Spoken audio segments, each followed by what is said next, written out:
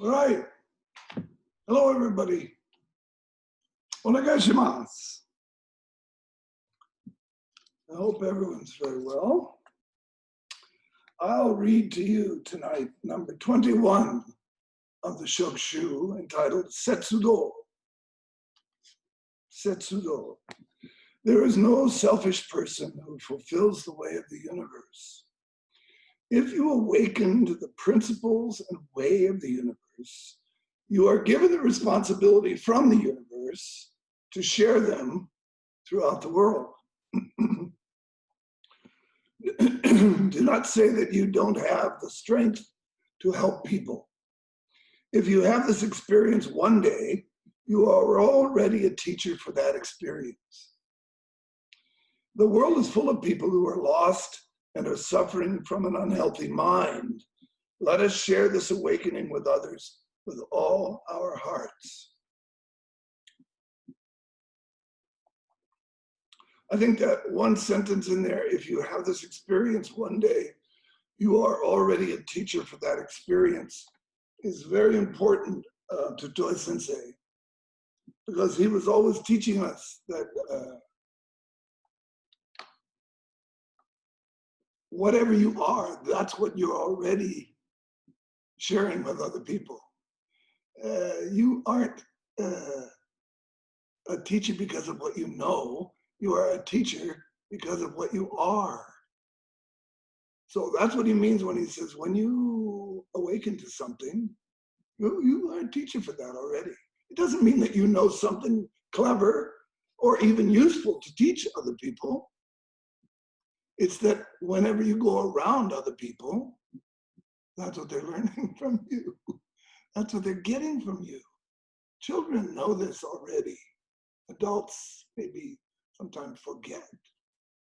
Suzuki Sensei used to tell us,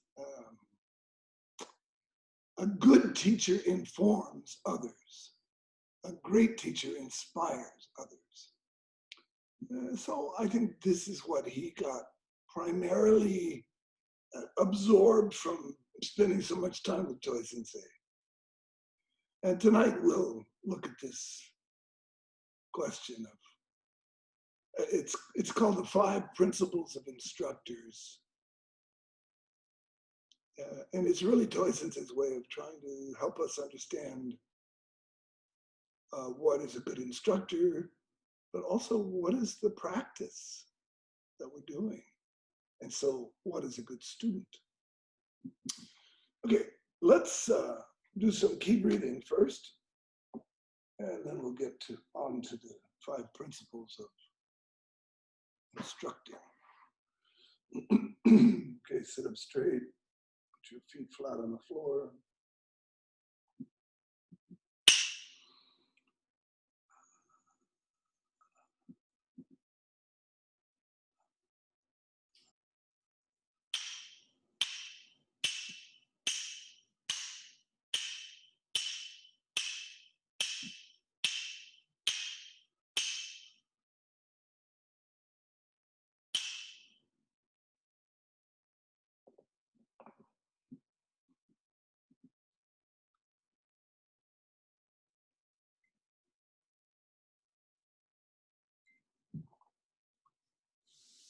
All right.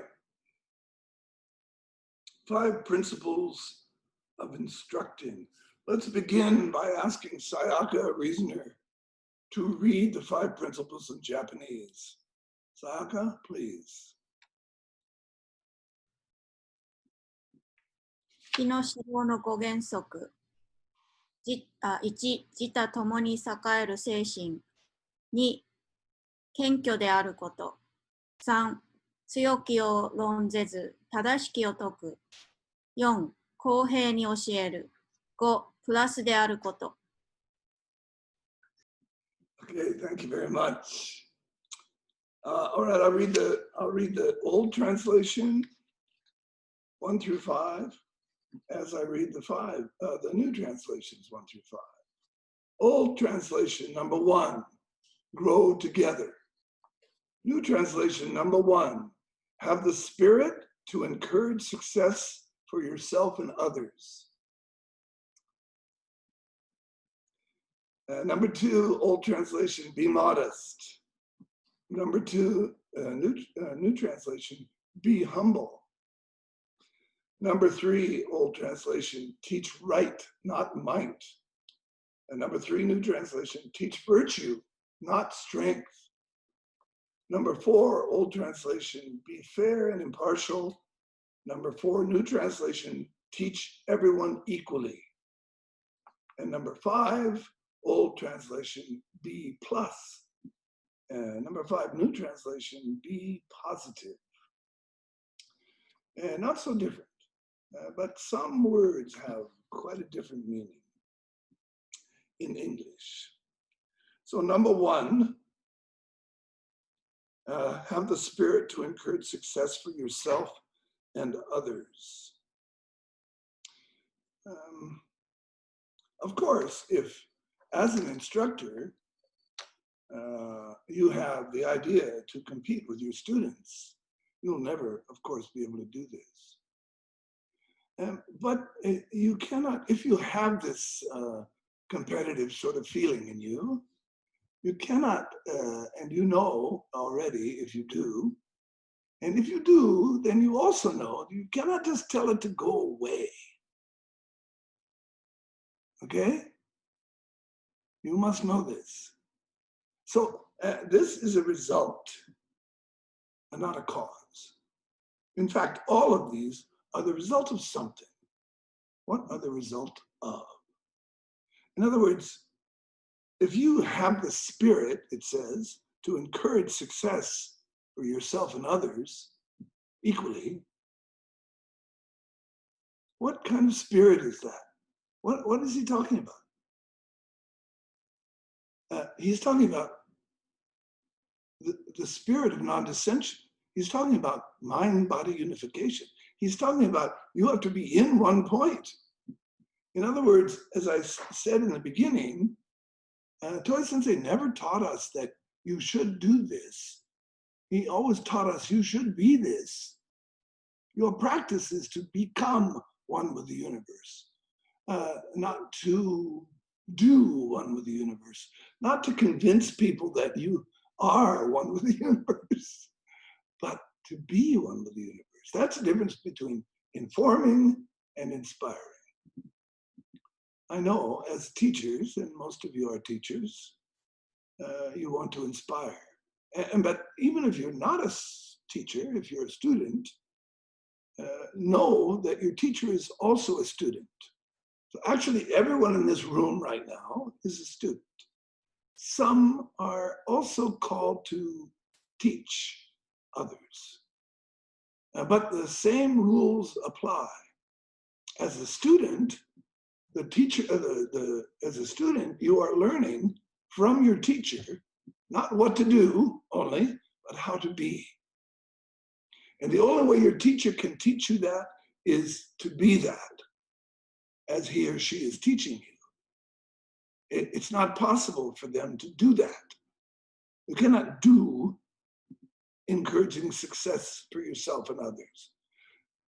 Won't feel right, won't be convincing, won't be able to transform yourself or others with that kind of idea.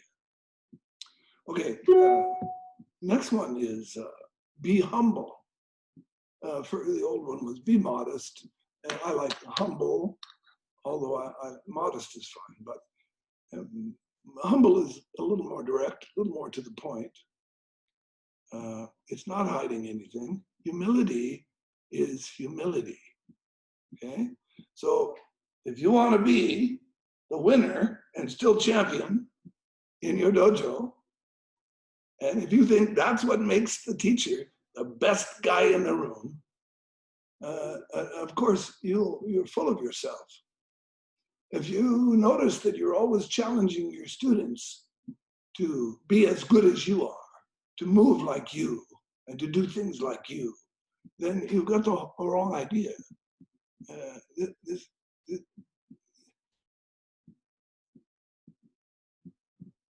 I can't say it enough. The whole idea here is being something, not doing something. We're not here to impress each other. I'm certainly not here to impress you. I mean, I hope I inspire you. And I guess I do say things that, that I want to have those things inspire you. I want you to be inspired, of course. But it's because I want you to feel what I'm feeling. I want you to have this experience. Because that's the only thing Toi Sensei said to me for all the years of studying with him. All the years of studying with Suzuki Sensei, he only told me he wanted to inspire me. Or he was always just doing that. Often he wasn't telling me even. He was just being what he wanted me to be. This is very important. So here, the next one, number 3, is teach virtue, not strength. And you could say, teach insight and not effort, or, allowing something to happen rather than doing it. Of course, there's doing in the dojo. I mean, there's a lot of action. And we spend a lot of time matching our action with the teacher's action or with another student who's helping us. But we match actions. We say, hold this way, move this way, turn your hip this way, gesture this way, attack this way. We of course, we teach and we ask you to copy that and do that correctly. But that's kaisho, that's the beginning level. Sooner or later, you cannot be satisfied with this. You cannot be satisfied. You have to find what's behind that. Why attack this way? Not intellectually why, but what does that feel like? Yokomanuchi Shihonage. What does that feel like to move your body behind the attack rather than just attacking with your hand? What is the difference? So when he says use virtue, not strength, relax completely. The Japanese word for that is throw away all of your strength. Chikaro o kanzen ni nuku. Throw away all of your power. Throw away all of your might. Throw away all of your strength.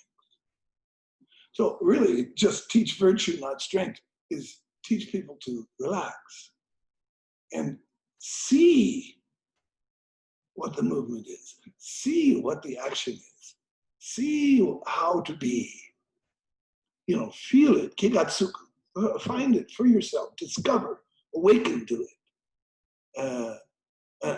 So just copying someone else is good in the beginning, very good, if you can do. But ultimately, it doesn't matter. You have to do it for yourself. It's never, no matter how good you are at copying my movement or Suzuki Sensei's movement or Toi Sensei's movement, it will never be enough. Okay, and then number 4 is teach everyone equally. The other one, it said be fair and impartial. That's very good also. I wrote what he actually said was teach everyone equally. Teach everyone equally. So, of course, I've been saying you must teach from the one point, but also you teach to the one point. That's what teaching everyone equally means. It doesn't mean teaching you are same as me, because you can see we're not same. We have a completely different set of experiences. We look differently, we move differently, we have different bodies, we have different, everything. So you cannot, to teach, you cannot say we're equal in a relative sense. But if I see that you are the center of your universe, and then I can teach from one point to one point. Remember, I said, what is today? Friday. On Wednesday, I said to you, there's only one point. There's not your one point, your one point, your one point, your one point, your one point. No, there's only one point. Can you understand this? How is this that there can only be one point? It's the very center of your being, and there's only one. This is, of course, very mysterious. And maybe you think I'm crazy. That's okay. But that's okay. But I want you to consider it. I don't really want you to believe everything I tell you anyway. I just want you to consider it. I want you to find out for yourself, how can that be? Now, when we talk about equality or treating people with equality, we are talking about the universal mind, universal being, recognizing itself in another.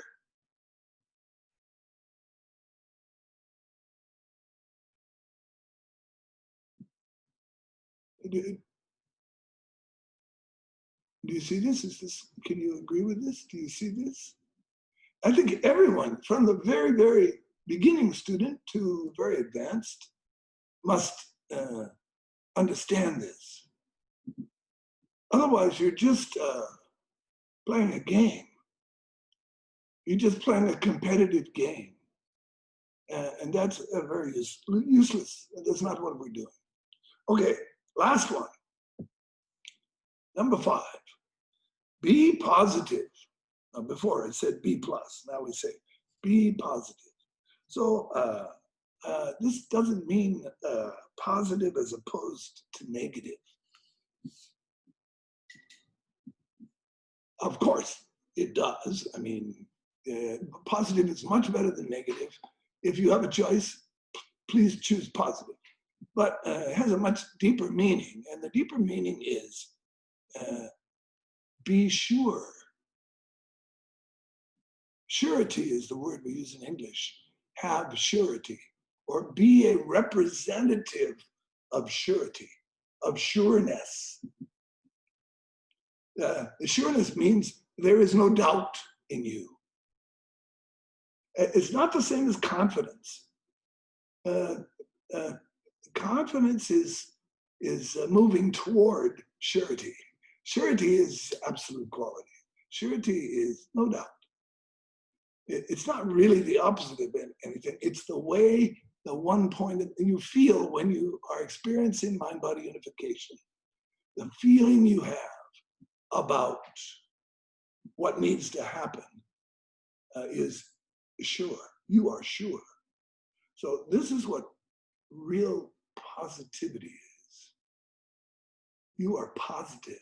You are sure. It is proof positive that it is so. This is not exactly the same in English, if you can understand, if you're not a native English speaker. It's not the same as the relative positive better than negative. Although, of course, positive is better than negative. Okay, so I'm started out by saying that these things all are like results of something. And the something, of course, is always one point in the lower abdomen, or mind-body unification.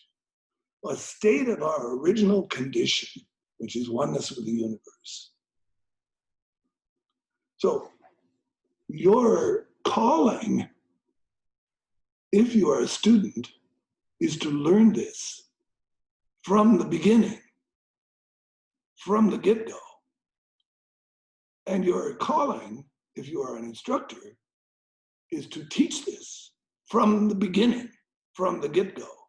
Don't think to yourself, oh, these students are just beginners, and insult them by teaching them only physical. You tell them from the start the truth. Of course, you got to teach them the physical too, but you should also be letting them know originally exactly what it is that you're teaching. So that's why Otaku Sensei invented Kaisho, Gyosho, Sosho, so that we could have an avenue to follow how to teach. Keiko, Keiko, Shugyo. Okay, so there's a lot there. I'd like to hear I overstayed my time a little bit. I'd like to hear you say something. Are there any questions about that before I call on you to speak? Hello, Sensei. Can I ask a question, please? Yes, Nadia. I have a question, both from student side and maybe teacher side, because sometimes I play a role when the sensei is absent. So can someone teach something that he knows, but he is not actually practicing? So I have to teach a practice. Maybe I'm not very good in it, or I see that the teacher telling me things that I don't particularly like. So you mentioned inspiring, but not teaching. So as I understand that teacher actually teach what he is actually is not his knowledge, but what he is. Is it clear? Question. Okay, first of all, I need to be more clear. I see. When Suzuki Sensei said a good teacher informs but a great teacher inspires, I'm not saying don't inform the students. I'm saying he's not saying that. He's saying it's not enough. Okay, so to begin with, no matter how much you know, what you are actually sharing with them is not so much what you say, but what you are. It's like being a parent. Do you have a child? You have a child. Okay, so you know that the child responds to how you are feeling, not what you are saying, not the words you are saying, but how you are feeling. Because kids directly, they understand, little babies. As they get older, they get confused and that goes away. As adults, we're very confused about this. But we are still responding directly to the vibration, the feeling of the person that's teaching us. That's what that means. It doesn't mean, I'm reminding you, Suzuki Sensei is reminding you that you are always whatever you are and you can't change that. So that's what you're sharing with other people. What is your level of development? That's always being shared. No matter what, whether you're teaching something you know very well or teaching something you just heard yesterday, you are always teaching who you are. You're always sharing that with others while you are teaching them relative development lessons. Okay, number two, because I think this is also in your question, if you really don't understand mind-body unification well, if you're not experiencing it completely or fully in your own opinion, if you don't really understand so well, but your teacher's absent today and you need to teach the class, and you only have a few students, let's say, so you teach them something very simple that you understand the principle of, like unbendable arm or unraisable arm or standing with minded body unified. You take something really simple and teach what you know about it, never forgetting that your level of sincerity as you teach this is what they're really absorbing, not your expertise. Okay, one other thing.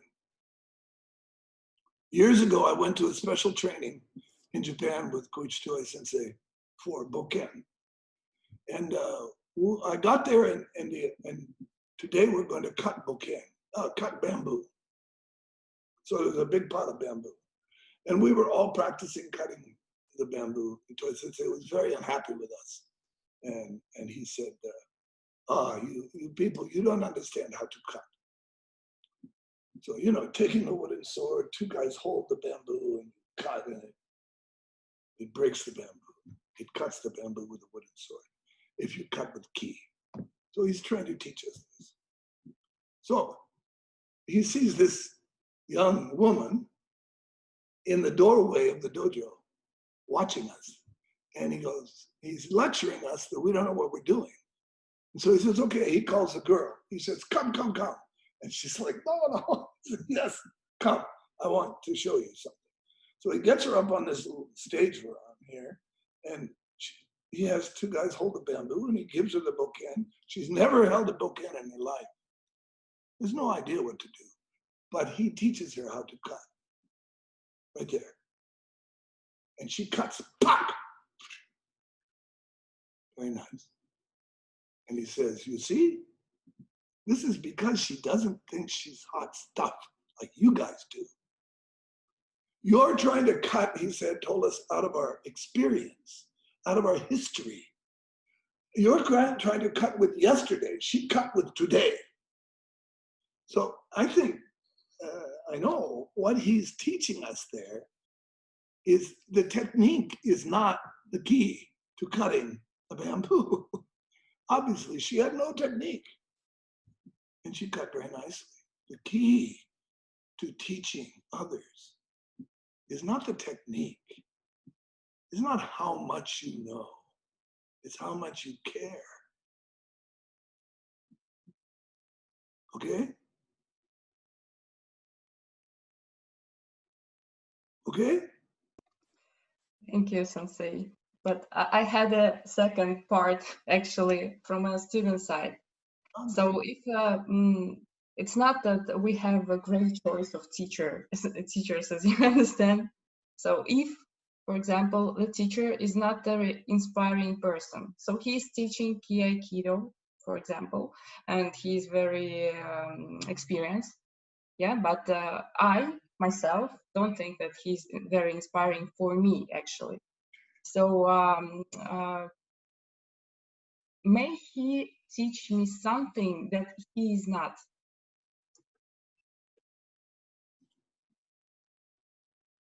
Is it clear? So he's not inspiring you, but he has lots of experience. Is that right? Yeah, maybe I don't agree with him in some, I don't know, values, for example. But so, anyway, whoever your teacher is today, who's in front of you, it doesn't mean you have to go back tomorrow. You can do whatever you want to do. But whoever is your teacher today, you find what that person has to offer you. It's not up to you to agree or disagree with the teacher. You're the student. You have no business judging the teacher because you don't really know yet anyway. You're there to learn. So you have to open yourself. Open yourself. And whatever that person has to teach you, you will benefit from. It might be only a little bit, or it might be something only technical. There was I've had this experience myself, and changing the way you think about the teacher changes everything. Again, don't think about tomorrow when you're doing today. Just do today. Tomorrow will take care of itself. Okay? All right, someone else.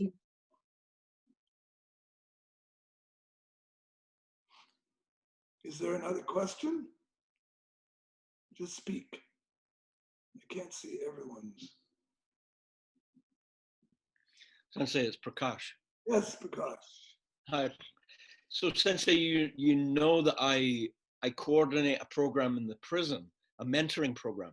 And I asked a Hawaiian elder to give us a Hawaiian name for the program. And the name she gave us was Ka'ipuha'a, which means the humble vessel. And when I was first asked to do this, I said to myself, why would I want to go and sit with a bunch of criminals? But when I go, I experience true nature recognizing itself. And I have to be humble. And that humility is mirrored in their humility. And that's where the learning happens. Yes. So her name was so right on, you know. So what you're saying, I think, is to us is as long as the teacher can hold humility, that will be recognized and brought out in the student. Yeah. I think this is very, very important. And this is certainly what Tyson is teaching us here. Thank you very much. Could I ask Olaf Schubert to say something, please?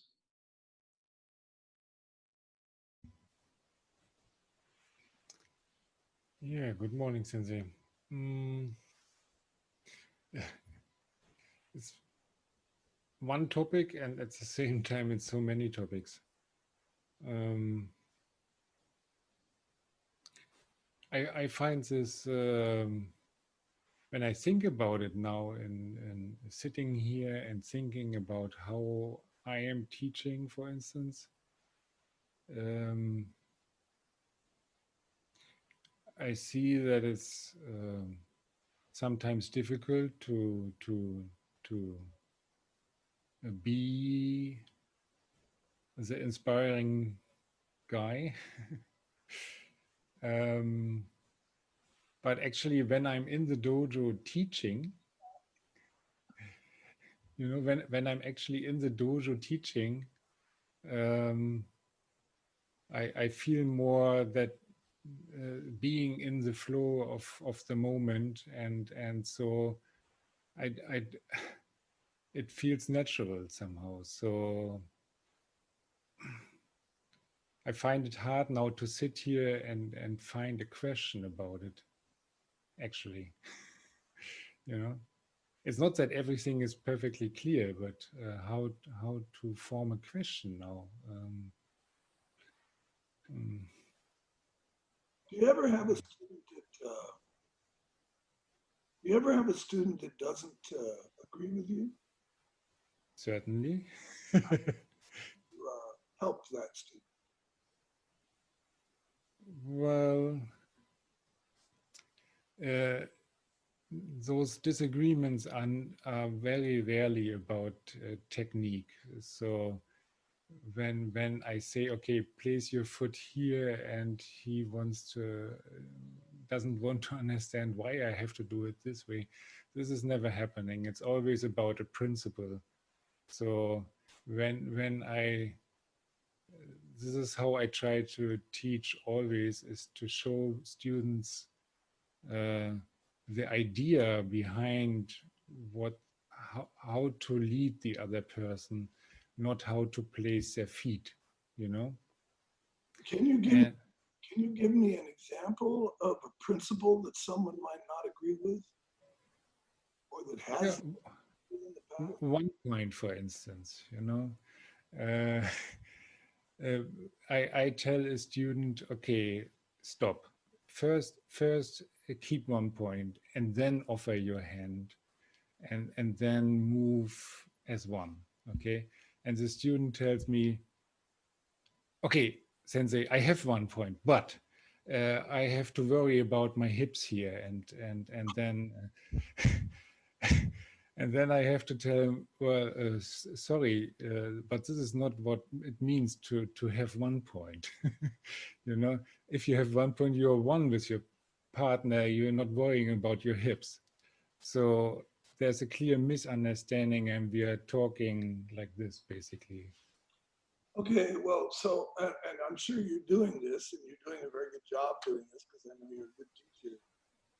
But what we have to, as teachers, we have to teach the student how to learn. Well, not by informing them, but by showing them.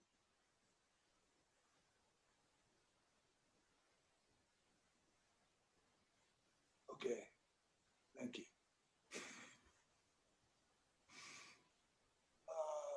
Could I ask Toby Vogels to say something, please? Good evening, Sensei. Oh, Toby. Oh, you're in a different room. Yeah, I was banished from the living room. So, I I really like the idea of you're saying you should not try to convince people that you are one with the universe or that you understand. I think I've been trying really hard to convince people that I know about all this, and so that's something I guess I have to work with on. What you said, the competition idea sometimes pops up. You know, trying to stay ahead or feeling that I'm not not living up to the standard that they might expect from me or whatever, and that creates the competition feeling, or the me trying to show that I actually do live up to the expectations. So that's what what came to mind when you said that. And I noticed that I'm doing that sometimes, yeah. And what about you? When you were teaching, you ever have a student that expresses disagreement with you? Not on the mat. Sometimes off the mat, we have discussions about things that, you know, my view, his or her view on things, and we share the discussion. Yes, yes. And do you help that person learn to be a student instead of a peer to you? No. I know you. Teasing. So everybody has their own way also. And there isn't one way actually for everybody. But the principle of mind leads body, the principle of mind-body unification is self-universe unification. The principle of unification is the same for all of us, no matter what kind of situation culturally we're in. And everybody's culture is different, and sometimes my directness in another culture is slightly misunderstood. But not always. You know, I'm learning also in this situation that in order for people to be able to, what someone said to me once recently, you have to give them the kind of food that they can chew and swallow, not something they will throw up all over you. I'm speaking about technique. So, okay, thank you very much. How about Carlos Boyer? Can you say something, please? Hi, Sensei. Good evening. Hi, good evening. Well, yeah, this is a very interesting discussion. You know, I was thinking about what Nadia was saying, and, you know, I'm sure there are students that I do not inspire. There are students that show up late to class, that don't come regularly, and so forth. So, you know, I mean, I imagine that if they felt inspired, they might appear or show up more. But you know, there's not much. I mean, there's nothing. I can't do anything except what you're talking about, except, you know, practice, sit, and discover for myself. And this is, I mean, in terms of helping students understand, I have to be, as much as I can, constantly discovering. I have to be exploring. I have to be in that way if I want my students to be that way. I have to listen if I want them to listen. And I mean, this is kind of the thing that's occurring to me as we're having this discussion. And so when students, I discover that I see that they're not listening or paying attention, sometimes, I want to say something immediately, but also I must recognize in myself that I don't always listen and pay attention. So, it's kind of like taking that moment to really see how this is working, this kind of interaction, this sharing or being with them. And that's what I can say right now. Thank you. I'm just, remember, I took a class with Otaku Sensei in Japan once, one of the very few ninth dan Aikido masters. He's retired now. And he taught about how to learn when he was teaching how to teach. And he said that the best teacher is not the most talented. The best teacher is not the one who immediately learns and can perform whatever the teacher is teaching. He's giving himself as an example. He said he was a terrible student.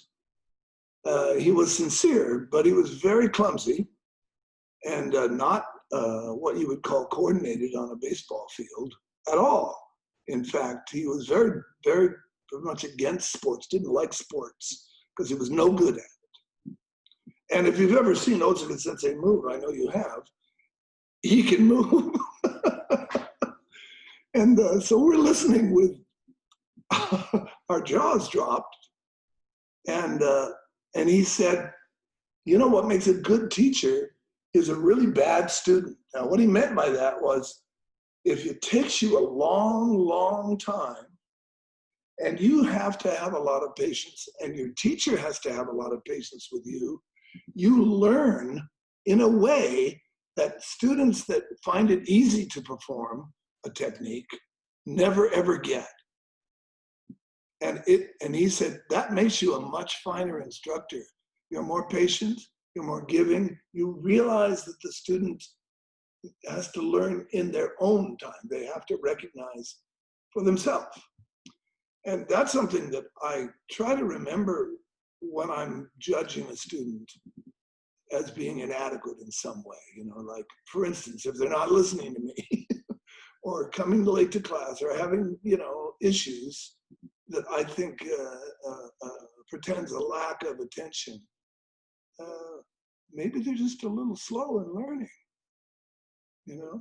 And maybe I haven't been patient enough. Maybe I haven't been really outgoing. It's true that there are just students that this isn't their game, that isn't good for them. They're going to end up going and doing something else.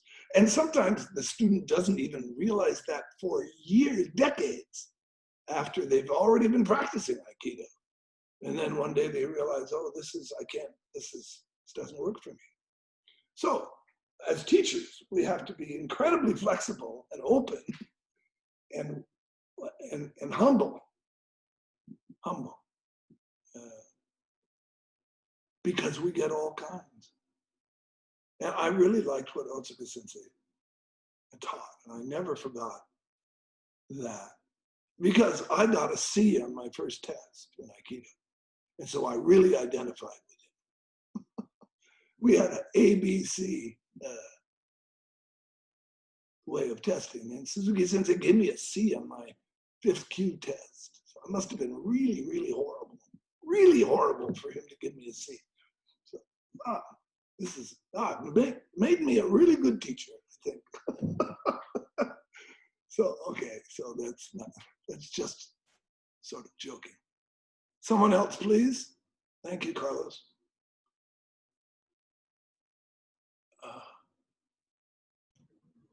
Hi, Sensei, I have a question for you. Yes. How do you go about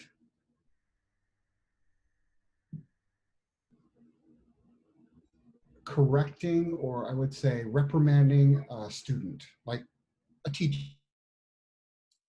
for example, like one of your teachers who maybe has done something you don't like so much? How do you go about correcting them. When one of your students has done something you don't like? Yeah.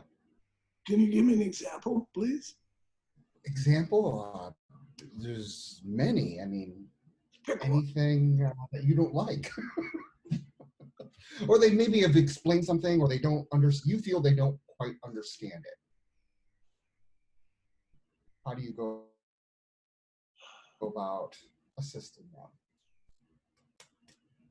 Okay, I'll tell you.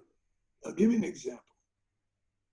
Well, I can really give you a really good example of the wrong way to do it. And then what I learned by that.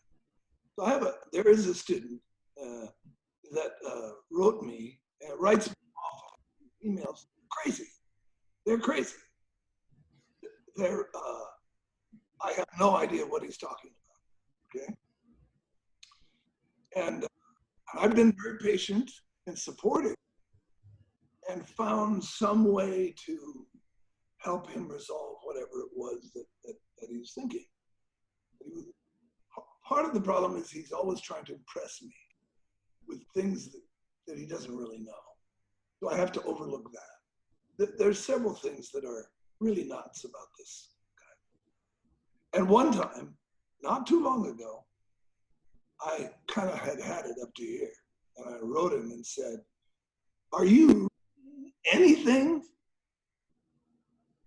that I write? Are you watching anything that I'm teaching? And he was quite offended. He was shocked. Well, he was shocked. He didn't know, because he didn't know me that way. So that's not my persona. I don't usually insult the student. That's not the appropriate way to respond. If you think, what I learned from this, if you think the student is stupid, then probably you are stupid. You have to recall that this lesson that Otaku Sensei taught, you have to recall being in his shoes, because you were at one time or another, always. And it's right there in front of you.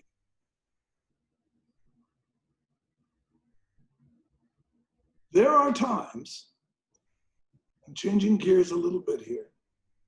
There are times, particularly with an otomo, when I know that the person who is practicing with me knows perfectly well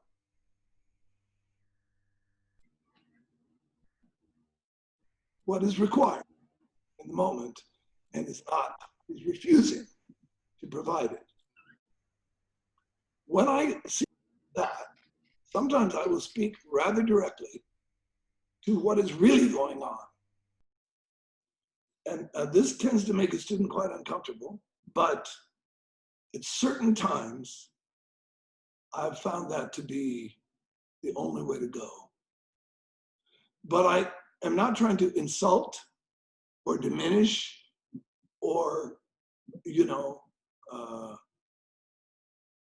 harm the student in any way. I'm only doing what I'm doing because they already know, they've been told 1,000 times, and they're just being thick-headed. Of course, we're not talking about you, Tracy, here. We're talking about someone else. Of course not. Anyway, so it has happened to me many, many times with Suzuki Sensei. So I learned how to be with students by being with my teacher.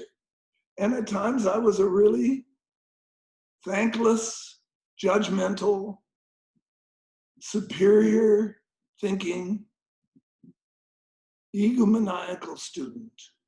I have to say it. I was a really lousy student at some times with Suzuki Sensei, and yes, he would whack me pretty good to straighten me out, but he stayed and allowed me to stay and practice when maybe someone else would have just told me to go fly a kite. So that makes me really compassionate with students. That makes me want to be, let me put it this way.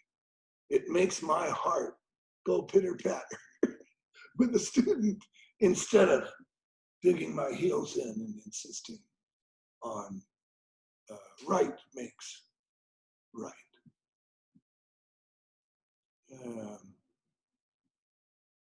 Always let the other man win. Then you will be first because you were last. You know, that's my favorite saying. I just repeated it as our closing here. Thank you. And thank you everyone very much. Domo arigatou gozaimashita. I'll see you Sunday morning.